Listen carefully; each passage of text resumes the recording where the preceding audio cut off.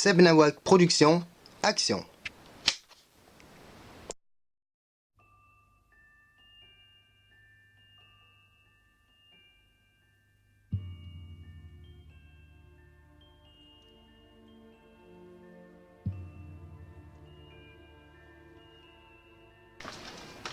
Tu sais, Jack, je suis pas là pour te tuer. Rien ne m'y oblige. Tu sais pourquoi je suis là. Si tu veux, on peut régler ça de la manière forte. Mais je suis pas venu ici pour ça. Je vais poser mon arme, Jack. Doucement. Je suis là pour une seule chose, Jack. Et tu le sais. Une seule et unique chose.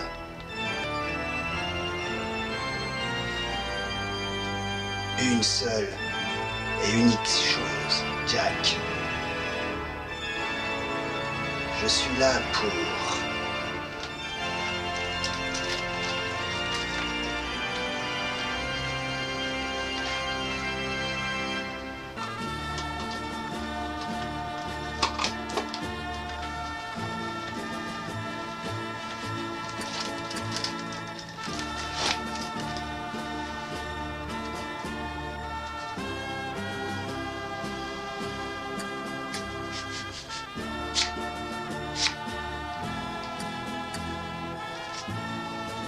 Je suis là pour m'en griller une.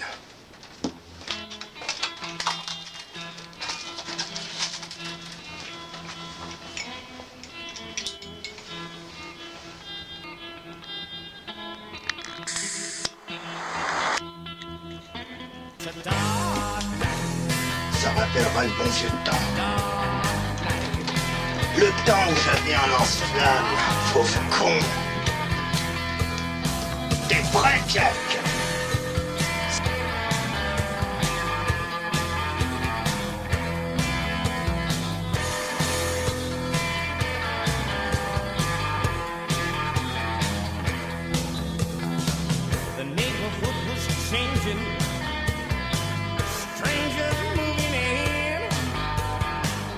Bonjour à tous, c'est Nawak. Si il y a un réalisateur qui vous donne vraiment l'envie de faire une espèce d'intro complètement merdique avec un travelling bricolé à partir d'une voiture électrique, ben, il n'y a qu'un seul réalisateur au monde, c'est j'ai nommé Quentin Tarantino. Donc vous l'aurez compris, aujourd'hui on va parler de Once Upon a Time, le film qui vous donne envie de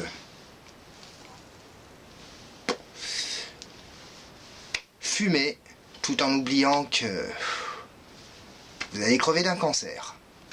Je suis encore dedans, je suis encore dans ce trip années 60 qui est juste monstrueux. Voilà, donc la période des années 60, c'était le trip au LSD, c'était la période hippie, voilà, et avec Once Upon a Time, Tarantino nous offre un trip, non pas au LSD, mais un trip cinématographique, mais qui est encore plus efficace que le LSD et toute autre substance illicite. Donc c'est vachement intéressant le cinéma de Tarantino, et là d'autant plus, j'avais lu récemment que Tarantino avait soutenu une thèse sur le cinéma qui couvrait la période années 50, années 60. Et pour ce film là, j'ai presque envie de dire, alors ça ressemble à du Jackie Brown, alors ça ressemble sur la construction en termes de montage, parce que c'est vrai que le film est lent. Beaucoup de gens se plaignent justement de la lenteur du film, mais bon, ça je vais y revenir après. Le film est lent, et le film n'est pas lent pour être lent, le film est lent pour simplement se construire. Voilà, le film se construit petit à petit, et on a sans cesse Tarantino qui comment dire, nous rajoute des longueurs, mais qui ne sont pas du tout inutiles, mais sans cesse on a l'impression de se dire que Tarantino nous dit indirectement: attendez, attendez, je prends mon temps, attendez, quelque chose va venir, on ne sait pas du tout quoi, quelque chose va arriver, mais attendez, il faut prendre son temps, il faut savourer. Voilà, du coup dans la construction, on est exactement sur la même construction que Jackie Brown, voilà. Et en même temps, j'ai l'impression de me dire que c'est peut-être le film le plus personnel qu'il a réalisé jusqu'à maintenant. Alors avant d'aller voir le film, je me suis quand même renseigné sur les critiques, je suis allé sur des forums, Twitter, différents sites et tout, et beaucoup de gens ont reproché en fait tout ça, de pas trop savoir où Tarantino voulait en venir.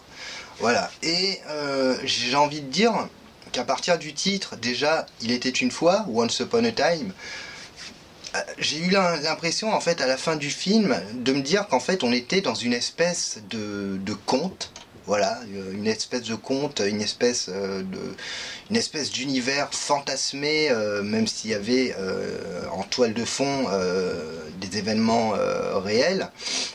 Mais on est dans une espèce de conte, et en même temps c'est quand même différent par rapport à la structure du conte, parce que le conte, vous prenez le conte à proprement parler, vous avez une situation initiale, un problème, la résolution, etc.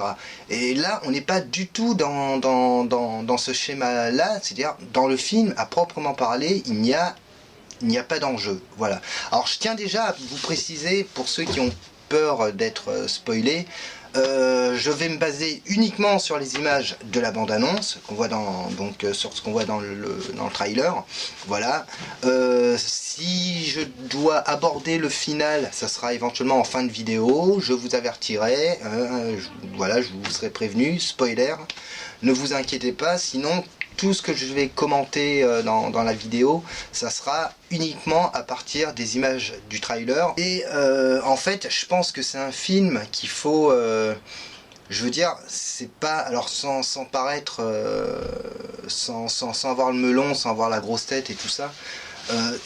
je pense que si on va voir le film sans rien connaître à l'affaire de Manson, j'ai envie de dire que... Bon, certaines personnes pourront éventuellement être plus ou moins un peu perdues. Si vous connaissez les grandes lignes de l'affaire Manson, bon, bah, tant mieux, vous serez pas trop largué. Voilà. Après, si vous connaissez l'affaire Manson dans les moindres détails, bon, je pense que vous saisirez la plupart des références. Mais en fait, j'ai presque envie de dire que l'affaire, enfin ce qui sert de toile de fond, c'est-à-dire l'affaire Manson, c'est presque une toile de fond qui pourrait très bien ne pas exister. Alors, je voudrais simplement vous faire quand même une piqûre de rappel pour ceux qui ne connaissent pas trop l'affaire Manson et qui avaient posté des messages sur des forums. D'ailleurs, j'avais répondu.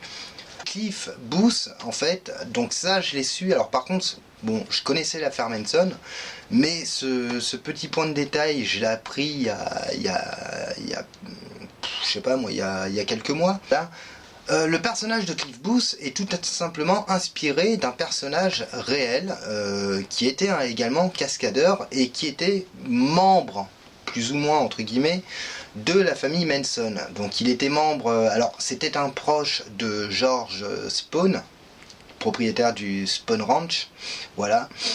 Il était cascadeur, il squattait le ranch, mais il fricotait pas trop avec la famille Manson. Ce qu'il y a eu, c'est qu'après la tuerie de Cielo Drive, il y a eu une descente de police au ranch. Manson a accusé ce cascadeur, donc qui s'appelait Shorty. Alors je me souviens plus de son prénom, mais son pseudo c'était Shorty. Et qu'est-ce qu'il a fait? En fait, il a indirectement, Charles Manson a également commandité son meurtre. Donc Shorty s'est fait trucider, voilà. Et ce n'est que plusieurs années plus tard, je veux dire, alors si je dis pas de conneries, c'est peu de temps avant les années 80, c'est donc un membre de la famille Manson qui l'avait tué, voilà, qui a accepté de dire à la police, de collaborer, de dévoiler à la police l'emplacement du corps en échange d'une réduction de peine de prison. Le personnage le mec qui a tué Shorty en vrai, il s'appelait, il avait un surnom, c'est Clem. Et Clem, ce n'est ni plus ni moins le personnage qu'on retrouve dans Once Upon a Time, avec qui Cliff a une baston au Spawn Ranch. Donc là encore, c'est vachement intelligent de la part de Tarantino, parce que il prend un fait réel et encore une fois, il réécrit l'histoire. C'est la scène qui m'a le plus... alors sans comparer avec la fin j'aborderai en fin de vidéo, hein, voilà. Mais pour moi, c'est la scène que j'ai le plus kiffé. Voilà, que ce soit au niveau du montage, au niveau du son aussi, c'est une scène que j'ai trouvée mais vraiment énorme, vraiment monstrueuse. Il arrive, et pourtant c'est Dieu sait comme j'aime DiCaprio, mais il arrive carrément, alors j'ai pas envie de dire qu'il vole la vedette à DiCaprio, parce que les personnages, justement, le traitement des personnages est vachement bien équilibré. On n'a pas un personnage qui vient prendre le dessus sur l'autre, et ce que j'ai aimé en fait, c'est que dans ce film on a presque deux histoires en une. Donc ça aussi, c'est vachement habile de la part de Tarantino, parce qu'on a l'histoire globale et on a l'histoire de Rick Dalton et l'histoire de sa doublure Cliff Booth. Donc comme je vous disais, pas pour apprécier le film, mais éventuellement pour plus rentrer dans les personnages, bon, je me disais qu'il était intéressant quand même de vous dire de qui était inspiré le personnage de Cliff Booth. Après, en ce qui concerne les personnages, bon, il n'y a pas grand chose à dire. Je vais peut-être revenir sur des petits trucs qui m'ont gêné, d'autres qui m'ont moins gêné, qui m'ont moins marqué. C'est en termes de ressemblance, par exemple. Alors bon, il y a un truc que je comprends pas trop, parce que bon, par exemple, vous prenez le personnage de Roman Polanski dans le film, même s'il est très peu présent. C'est pratiquement le sosie, mais c'est assez... c'en est même déstabilisant. Voilà, vous prenez le personnage de Jesse Bring, qui était l'ex-petit ami de Sharon Tate et son coiffeur. Là aussi, la ressemblance est assez flagrante. Vous prenez le personnage de Steve McQueen. Je suis tombé pratiquement par terre, parce que je me suis dit, j'avais l'impression d'avoir Steve McQueen en face de moi.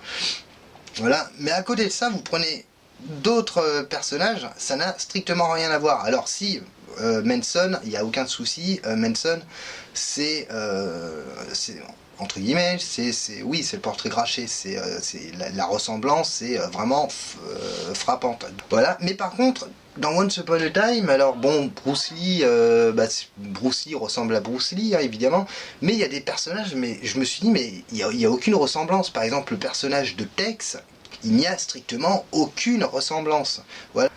En ce qui concerne, on va dire, pas pour apprécier le film, mais en ce qui concerne les références, bon bah alors là, c'est Tarantino s'en donne à cœur joie, parce que c'est un nid de références à ses précédents films et à d'anciens films de la période années 60, années 50, années 60. Alors un truc, par exemple, tout bêtement, dès le début du film, par exemple, on nous présente Rick Dalton en train de jouer dans un western en noir et blanc. Voilà, et ça évidemment, c'est un gros clin d'œil à la série télé Au nom de la loi avec Steve McQueen. Voilà, et on a la fameuse scène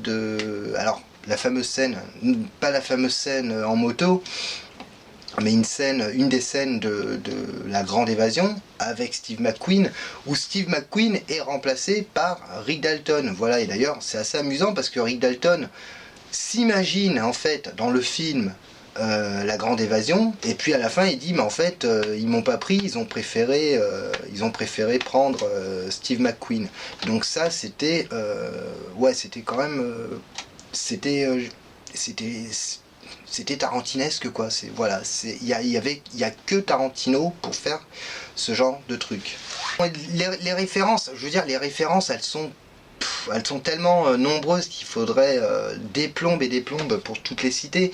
Mais par exemple, alors ça on le voit dans le trailer, quand Al Pacino, qui incarne un producteur qui s'appelle Schwartz, voilà, un moment, donc Tarantino, Rick se présente à Schwartz et il lui dit Monsieur Swargs.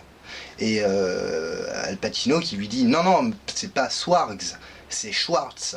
Et ça renvoie, en fait, c'est une référence au réalisateur franco-américain Jano Schwartz, le réalisateur le film Les Dents de la Mer numéro 2, donc là je pense que ça vous parle, voilà. Et Jano Schwartz, dans les années 60, il avait réalisé alors j'ai oublié le nom, mais il avait réalisé des séries d'espionnage. On a aussi la présence de Kurt Russell, donc qui incarne un cascadeur. Kurt Russell qui incarne également un cascadeur dans le film Boulevard de la Mort, où il incarne Stuntman Mike, et qui d'ailleurs il a un rôle de cascadeur mais vraiment cool et vraiment marrant. Voilà, je pense notamment à une scène, voilà, mais on sent vraiment que Tarantino s'est fait plaisir à tous les niveaux. Voilà, en termes de réalisation, il s'est fait plaisir. En termes de musique, il s'est fait plaisir. En termes de reconstitution, c'est juste monumental. Il a dit dans une interview, il n'a eu recours à aucun effet numérique, mais on se croirait dans le Hollywood des années 60. Bon, personnellement, j'ai aussi beaucoup apprécié le parallèle Rick Dalton, enfin le couple Dalton Cliff avec Roman et Sharon Tate. Voilà, donc ça on le voit, je vous parle d'images qu'on voit dans le trailer, puisqu'en fait Roman Polanski revient du tournage de Rosemary Baby, voilà. Il est dans l'aéroport accompagné de sa femme et de tout plein de journalistes et tout. Et ce qu'il y a, c'est qu'à un certain moment donné du film, alors je vous dis pas quand exactement, voilà, vous le verrez, on a Rick Dalton et Cliff qui reviennent d'Italie, où Rick a tourné plusieurs films. Et du coup, eux, ils reviennent sur Hollywood et on a exactement la même scène, mais avec Rick et Cliff, mais qui sont tout seuls. Voilà, on a Rick qui passe dans l'aéroport, Cliff qui lui tire ses bagages, et ça vient se mettre vraiment en opposition avec la scène du début du film, où on a Roman Polanski qui est vraiment à son apogée, accompagné de sa femme, qui est entouré de journalistes, de toute la presse américaine, et probablement d'amis et tout. Et du coup on a vraiment cette opposition, ce contraste. Alors il y a une autre scène sur laquelle je voudrais revenir, enfin deux scènes. La première c'est la scène de Bruce Lee, parce que j'ai vu la scène de Bruce Lee avait fait pas mal parler sur les réseaux sociaux, sur les sites un peu people, puisqu'apparemment si je me trompe pas, c'est la fille de Bruce Lee qui a détesté l'image dépeinte de Bruce Lee, où on a un personnage qui est un peu hautain, imbu de lui-même, qui a un peu le melon, et qui dit notamment qu'il pourrait battre Cassius Clay. Alors moi personnellement c'est pas une scène qui m'a particulièrement dérangé, parce que, alors je vous dévoile pas la scène, enfin on le voit dans le trailer, donc mais je vous la raconte pas, je vous la détaille pas, mais on la voit dans le trailer. Il y a un affrontement entre Bruce Lee et Cliff, voilà. Mais pour revenir sur cette scène, beaucoup de gens ont demandé qu'est-ce que foutait Bruce Lee dans le métrage. Voilà, donc ça je vais y revenir après. Mais en ce qui concerne cette polémique Bruce Lee qui pour moi n'a pas vraiment de sens, ce qui est marrant, c'est dans le film, c'est qu'à un moment on a Bruce Lee qui nous tient tout un monologue sur qui nous fait une comparaison en fait entre les arts martiaux et les sports de combat, voilà, puisqu'il distingue bien les arts martiaux et les sports de combat. Alors, il vante, je dis bien, il vante les sports de combat, il parle des boxeurs, où il dit la boxe, c'est de la violence, c'est du contact physique, les boxeurs qui rentrent sur le ring, qui se cognent dessus, et à côté de ça, il dit, le karaté, c'est carrément l'opposé. C'est-à-dire le karaté, ce n'est pas un sport de violence. Il faut contrôler ses coups. Il faut...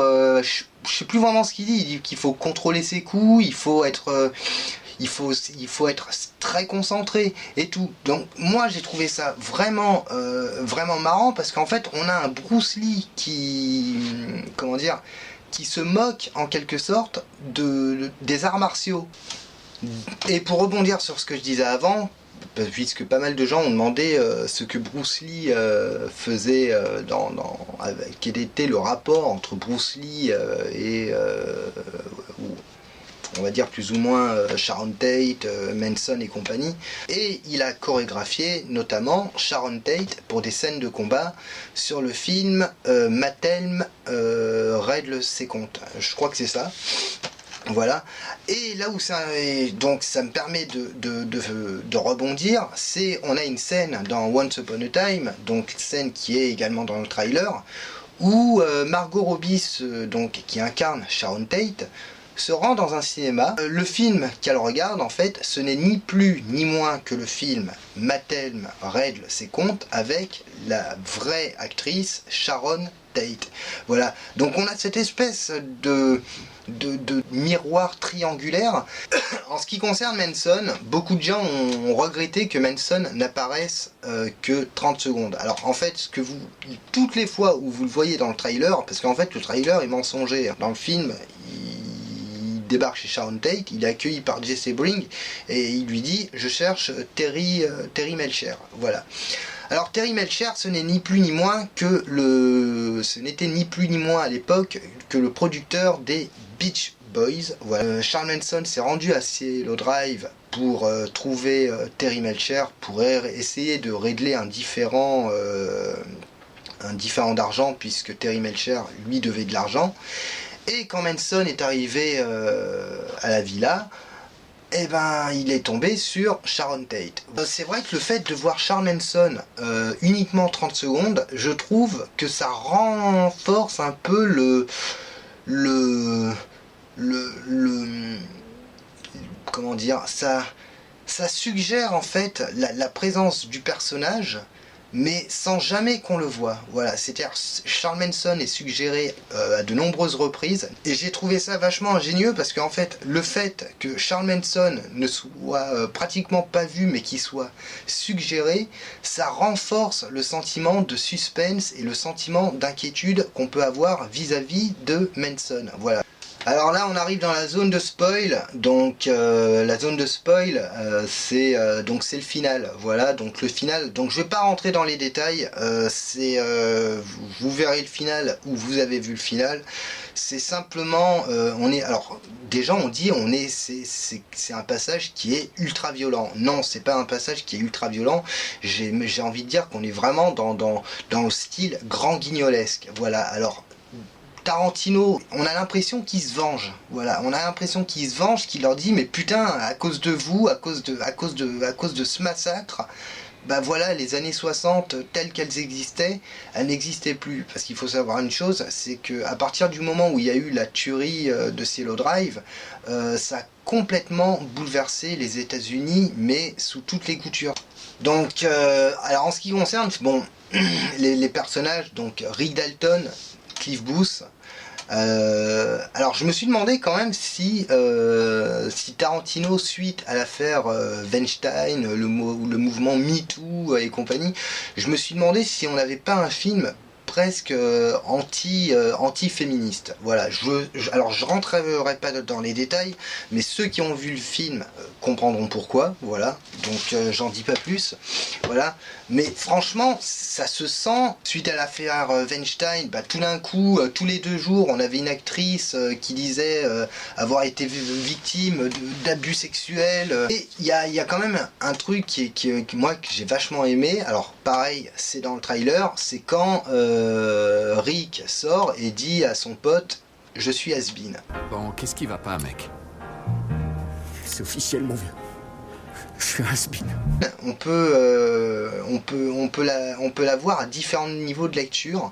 Est-ce que ce n'est pas une critique indirecte du cinéma actuel? Alors c'est ce qui est paradoxal, hein, parce que le cinéma actuel qui serait déjà périmé, qui serait déjà has-been. Est-ce que Tarantino, à travers cette phrase, ne nous dit pas à nous en tant que téléspectateurs, mais les mecs, attendez, les films que vous voyez à l'heure actuelle, les films Marvel, les films Popcorn, tous ces blockbusters, on vous sort 5 ou 6 blockbusters dans l'année, c'est complètement has-been. Se considère comme has-been, mais c'est-à-dire talentueux, parce que Rick Dalton ne doute pas un seul instant de son talent. Voilà, donc ça il en doute pas. C'est simplement qu'il est dans une époque qu'il ne comprend plus il a l'impression d'évoluer dans une époque qui ne lui appartient pas. Voilà. Et du coup, est-ce que c'est pas un message que Tarantino s'adresse à lui-même en se disant je suis has-been parce que je fais des films qui ne correspondent pas à ce qui se... Je pense que c'est l'un des films je pense que c'est le film le plus personnel de Tarantino. Voilà, je pense vraiment que c'est le film le plus personnel, parce qu'on sent qu'il y a... autant il y a des films chez Tarantino où il est au service du téléspectateur, voilà, il veut faire plaisir au téléspectateur. Et là, dans ce film, il y a vraiment des moments où on sent que il met, alors sans négliger le téléspectateur, hein, du tout, mais où il met le téléspectateur de côté, où il dit, attends, c'est d'abord pour moi, et ensuite c'est pour toi. Je me fais d'abord plaisir à moi, et ensuite je te fais plaisir. Je vous fais plaisir à vous, téléspectateurs. Voilà, c'est pour ça que j'ai l'impression que c'est vraiment un film intime. Voilà, en tout cas, Once Upon a Time, un film à ne pas manquer. Et puis, n'hésitez pas à vous abonner, ça fait plaisir. J'ai vu que vous aviez été plusieurs à vous abonner, donc je vous en remercie infiniment. Je vous remercie également pour les 2-3 personnes qui m'ont envoyé des messages, ça fait extrêmement plaisir. Vous pouvez également me retrouver sur mon blog, vous pouvez également aussi me retrouver sur Instagram et sur Facebook. Voilà, d'ici là, je vous souhaite une bonne soirée et je vous dis à bientôt. Et puis, Rick Dalton.